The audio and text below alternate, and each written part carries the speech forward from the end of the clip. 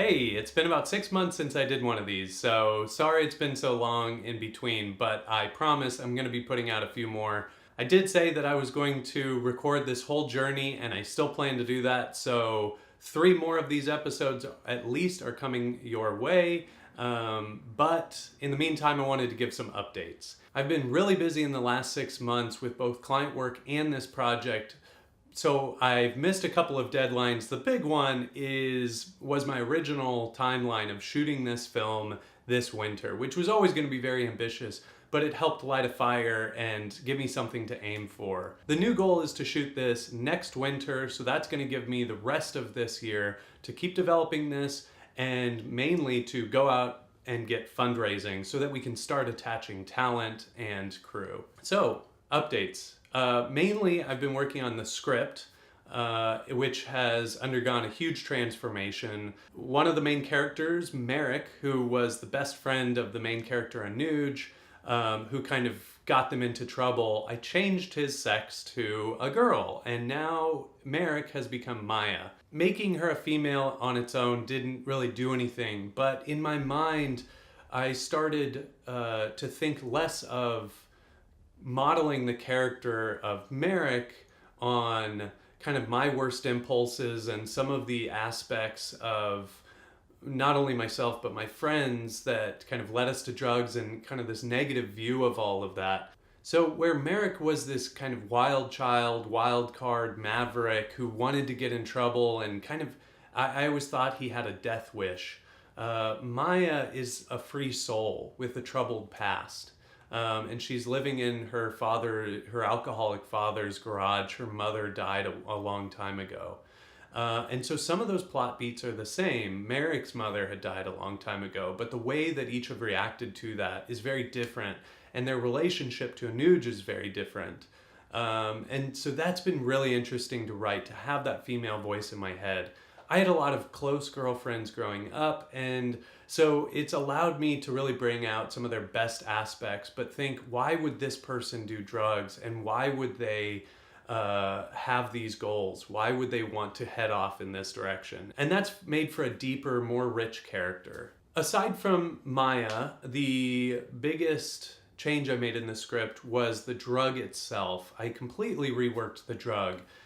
The original drug was very science heavy, and they were creating this drug from scratch based on the molecular chemistry of DMT and LSD and psilocybin, and trying to engineer something that way. So Ben and I, a friend of mine who's a biochemistry researcher at UT who helped me develop the original drug, we were at a park one weekend with our families, and we were talking about different funguses and how funguses work. And he brought up this fungus that attacks ants and forces them to infect their colonies by taking control of their bodies and forcing them into this location where it killed them and sprouted a mushroom up through the back of their heads and then released its spores on all of its family. And I thought, what a sinister design, but that's so interesting, kind of taking control of this very successful population in order to procreate and in order to continue its own species.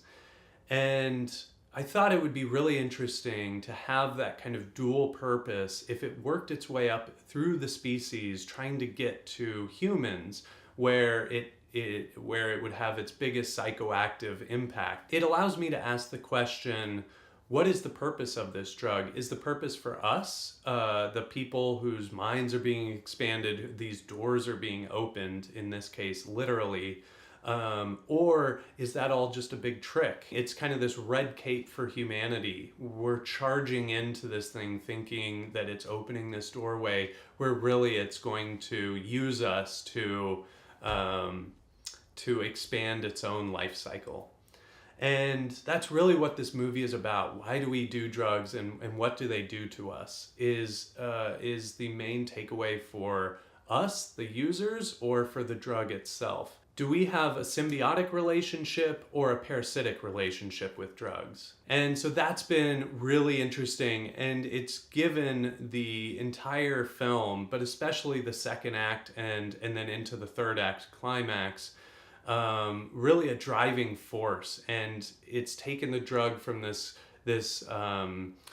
just plot device and turned it into almost the antagonist of the film, but certainly the thematic carry through.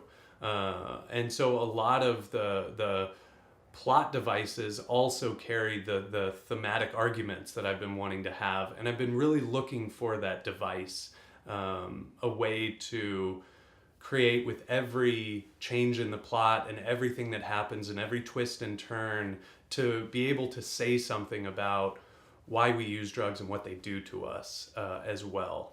Having those two big things change, it has required a page one rewrite. So I've reworked the entire script, and it's never been stronger. I know I've got a lot of work yet to do, but I think I've got the basic film there on the page, which is really exciting. And it makes me confident to take that next step, which is the one that I know less about. And it's going to be one that's really going to be exciting to dive into and learn more about and start to get good at. And that next step is fundraising. So this is something in the past that I've really struggled with, more as a mental block than anything. I don't like the idea of asking people for money. It feels so transactional. And over the past month or two, as I've been developing the pitch, I've really figured out that I don't want to ask people for money. I want to ask people to get involved and to partner with me and join me on the journey of making this film. And so that's what I'm going to try and do. Go out there and have conversations with lots of people and see if I can spark interest in this project so I can bring people in who are excited about making this with me. So in doing that, I've been working on a lot of materials. So the script was one part of my work, but the last few months I've really been working on a lot of things, both for production, but also to prepare to go out and have these conversations. I've been starting to work on the design of the film, the design of the characters, putting together some of those reference images and figuring out what this movie is going to look like and feel like, some of the music. And so I'll show you some of those materials quickly here, but I'm also going to put a link underneath the video so that you can go on the website and see all of these materials as I'm making them. I just finished creating a director's lookbook, which was a lot of fun to put together,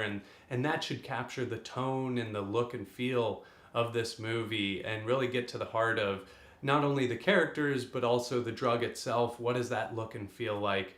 And the locations. And so along with that, I've been working on the pitch, which is something I have really not done much of in the past. I've not spent a lot of time figuring out what's my synopsis and what's my log line.